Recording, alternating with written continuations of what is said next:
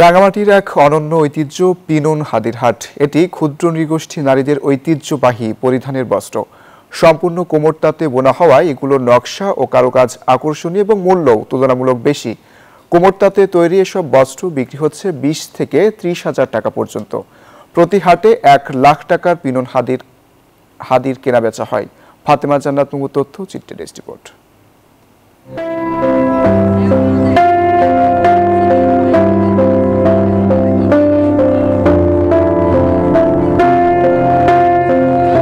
এটি রাঙামাটির বনরূপা বাজারে পিনন হাদির হাট। মেলে ক্ষুদ্র নৃগোষ্ঠী নারীদের পরিধানের বস্ত্র অর্থাৎ পিনন হাদি। কোমর তাতে নিপুণ হাতের নকশায় রেশমি সুতোয় তৈরি হয় এসব বস্ত্র। রং বেরঙের আকর্ষণীয় ডিজাইনের এসব কাপড়ের যেমন চাহিদা, দামও তেমন। পদ্মা সেতু, মেট্রো রেল এবং এলিভেটেড এক্সপ্রেসওয়ে নির্মাণের গর্বিত অংশীদার বসুন্ধরা সিমেন্ট। প্রতি জোড়া পিনন হাদির দাম নির্ধারণ হয় ডিজাইন ভেদে। এক জোড়া সাধারণ পিনন হাদির সর্বনিম্ন দাম 4,000 থেকে 5,000 টাকা। একটু আকর্ষণীয় বিয়ে কিংবা পার্টির জন্য তৈরির পিনন হাদি বিক্রি হয় 20 থেকে 30 হাজার টাকা পর্যন্ত।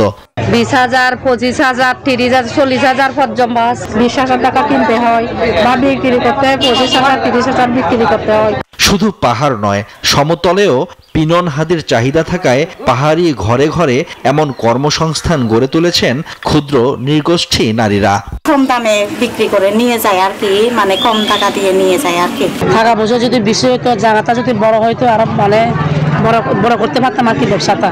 পাহাড়ের কোমরটাতে তৈরি কাপড় এখন বাণিজ্যিকভাবে বাজারজাত হচ্ছে।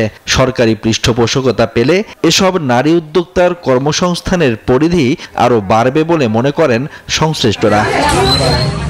Desk report, news 24।